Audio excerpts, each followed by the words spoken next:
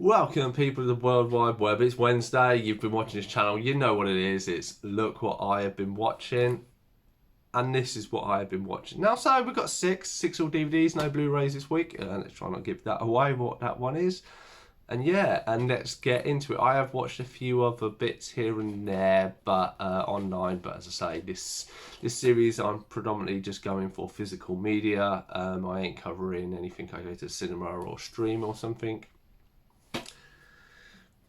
So we shall go top to bottom. So the first one is one I bought recently that I did see at the cinema. Obviously this came out about COVID times and is the Deadshots. So this is a Valiant comic book hero that was turned into a film starring Vin Diesel. And I quite like this movie. I felt it did come out at the wrong time. They did have low expectations and did want to start the kind of Valiant movie verse, and obviously because of COVID and a few other things, a lot of people didn't like this. I thought it was quite good. If obviously this is version, it has the alternate ending, and when it says alternate ending, there was an initial ending where Vin Diesel fights somebody in kind of, and I say fights very loosely, fights the bad guy with the mechanical arms in a swimming pool. But that was down to budget restraints. They did say they had grander features, and the company who were producing this gave them a bit more money to give a big, more spectacle ending. And I think the more spectacle ending works. I say I did like this movie. I would have hoped to maybe have seen a bit more. But yeah, I don't think it's the case because it just didn't do well with COVID and everything else. So, and obviously with superhero movies being oversaturated, I think it is what it is. I mean, Vin Diesel's had a job of voicing Groot, so it's not like he was out of money or something. So the next one is salmon fishing in the Yemen. So this is about a far off dignity who comes from Yemen, who wants to basically bring salmon over to Yemen and breed them there so they can fish them and stuff like that. He is a wealthy, and basically Ewan McGregor is kind of the fishing liaison for the UK, and Emily Blunt is kind of kind of the liaison for the gentleman in the Yemen, or the Sultan, or whoever it is. And it's kind of this story of them kind of befriending each other and going through this journey and stuff, and there are political issues that are involved and stuff. And I must admit, it wasn't the exact film that I was thinking of. I found it a very mixed mash of stuff, of say the physical elements and attraction, and it was okay. It was worth a watch. Personally, for me, it wasn't enough to sing home. I know they're saying like it's the best. I mean, I didn't reclass it as a comedy. I do like Ewan McGregor, and I've watched a lot of his stuff recently, the oddball stuff, and it's very hit and miss, I find. But maybe it's just me, it's my personal preference. So yeah, so I watched that. It was alright, good to tick it off the list. Say maybe if I'd watched it with my wife or something, but so the next one I quite liked and been getting around, is War Dogs. So this is the story of two kind of American entrepreneurs who basically go into the gun business and get themselves into a bit of trouble. This is loosely based off true events. One of the guys is actually featured in the film. And it's very interesting how the story goes. The story is very glamorized in the movie, and that's why I say it's loose events. Miles Teller, I think, is more the standout than Jonah Hill here. But I did, yeah, as I say, it is very interesting how obviously how people in America, or probably not even generalised, if you want to make money and how you can do, but maybe not in official and there was a lot of seedy stuff that happens and does it. It's to say, it's a very good, I think it's an hour and 40, an hour and 50 movie, an hour and 49 minutes. So it was a really good film, very entertaining, I say, because it's loosely based on true events. Even though it's based on true stories, it's loosely based. I did thought it was enjoyable for that time. I did think it was all the actors and that did well. It's a very interesting story. There isn't too much that is given out because one of the guys didn't want to be associated with it, and it's based loosely off a book, or potentially based because there is a lawsuit going on, or was going on.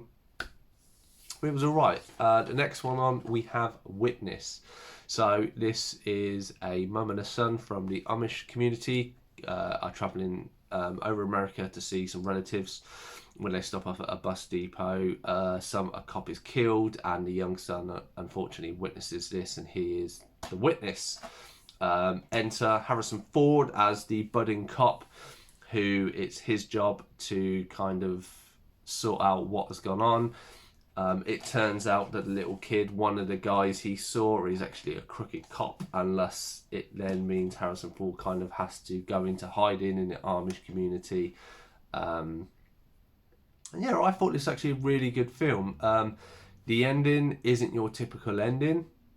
Kind of makes sense if you think about it in realistic world terms.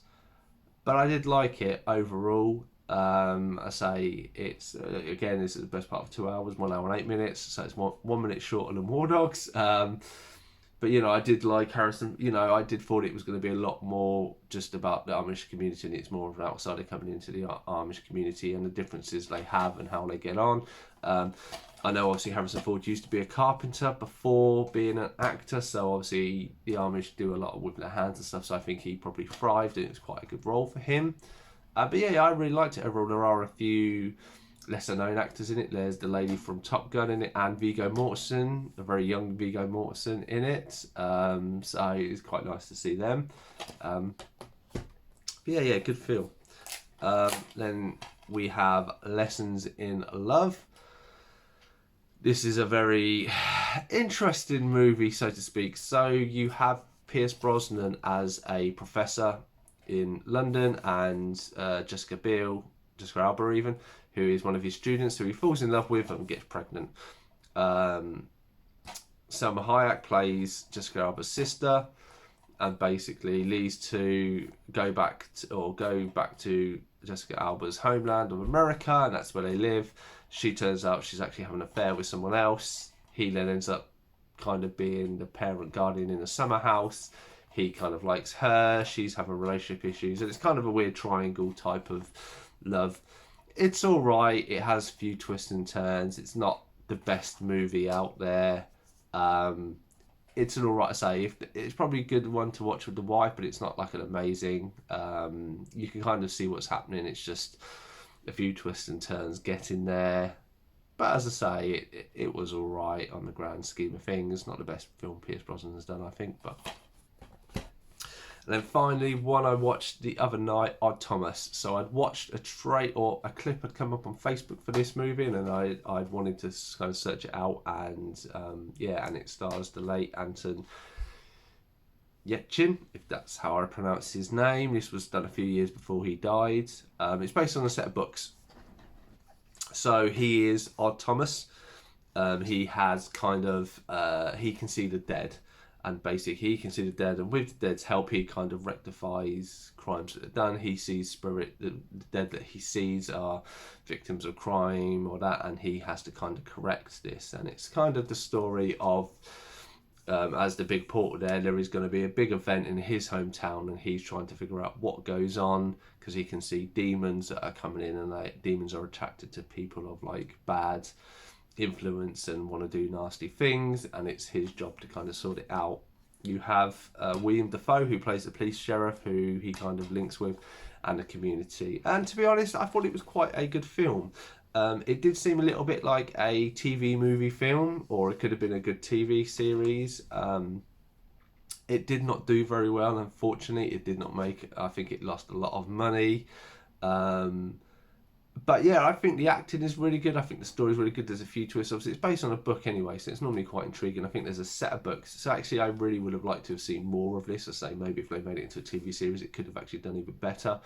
Unfortunately, Anton, I say it was really good acting from him and showing him kind of in the main character spotlight, which he didn't do too much. Obviously, he was in Star Trek and a few other bits here and there, but this is one that kind of got him to shine, and he did show quite a range of acting and stuff and a good story. But yeah, for whatever reasons, obviously I didn't even know this had come out. Maybe it was a more limited release and not seen by people, or there just isn't enough fan of the books out there. But I thought it was definitely a good film. I got it for a few quid online, so I'm quite happy to have this in this collection.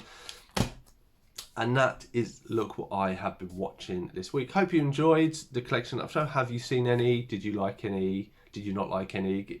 I'd really happily hear your thoughts and views. I'm always happy to respond to them and see what other people's opinions are. Otherwise, I've been Cypher Sigma. Click all the buttons, like, reminder, whatever you want to do. And yeah, I will definitely see you in the next one.